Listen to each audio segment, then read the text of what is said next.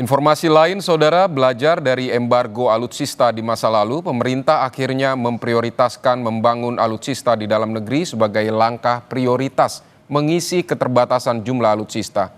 PT Dahana sebagai perusahaan spesialis bahan peledak dan PT PAL sebagai perusahaan pembuat kapal menjadi contoh keseriusan BUMN dalam membangun kemandirian alutsista.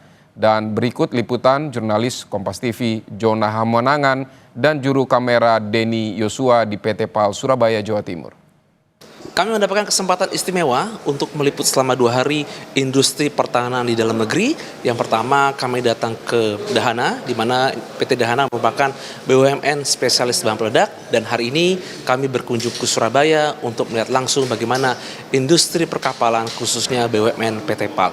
Kami melihat bagaimana kemajuannya begitu luar biasa, pembangunan kemampuan kekuatan alutsista sudah sejalan dengan yang pemerintah inginkan. Untuk mengetahui terkait dengan sejauh mana komitmen pemerintah dalam membangun kemandirian alutsista, saat ini di sebelah kanan saya atau sebelah kiri layar kaca sudah ada Karo Infohan Kemenhan, yaitu dengan Brigjen TNI Frega Wenas Ingkriwang. Selamat siang Pak Karo, apa kabar? Siang, gimana kabar Mas Jona? Baik Pak Karo. Pak Karo, kita sudah berkunjung ke 2 tempat, kita melihat kemandirian alutsista sudah begitu baik, dan contohnya tadi kita sudah melihat di PT PAL dari pembangunan Frigat Merah Putih dan juga persiapan pembangunan khususnya dari kapal selam sendiri. Pak Karo sendiri melihat komitmen pemerintah sebenarnya sudah sejauh mana?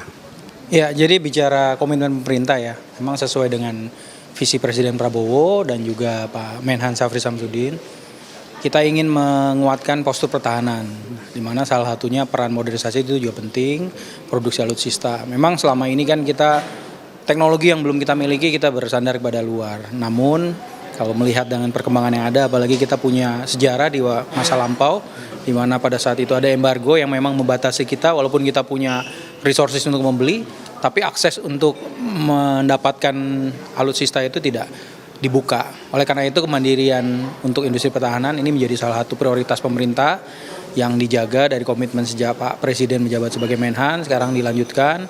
Bisa dilihat kemarin kita ke PT Dahana dan hari ini kita ke PT PAL, bagaimana teknologi-teknologi yang maju dikerjasamakan dengan negara mitra, dan bahkan dalam konteks Frigat Merah Putih ini menjadi salah satu proyek strategis juga yang dikerjakan oleh PT PAL dengan mitra strategis dari negara lain yang memang kita berupaya untuk mempelajari proses transfer teknologi dan juga mengirimkan SDM-SDM terbaik sehingga pada saat mereka kembali bisa untuk mengaplikasikan dan bahkan nantinya harapannya di 2045 ada kemandirian yang lebih tinggi di situ. Nah, tentunya untuk bisa mewujudkan ini bukan hanya dari Kementerian Pertahanan sendiri yang memang sebagai pembuat kebijakan untuk menerjemahkan visi dari Presiden Prabowo, tapi kita juga butuh komitmen dari industri pertahanan strategis. Nah, seringkali industri pertahanan strategis fokus kepada orientasi profit. Nah, sehingga di bawah kepemerintahan Pak Prabowo dan Pak Syafri, kita berupaya untuk menyelaraskan bahwa industri pertahanan strategis seperti PT PAL, Dahana, dan beberapa industri pertahanan strategis lainnya itu adalah juga pejuang kedaulatan.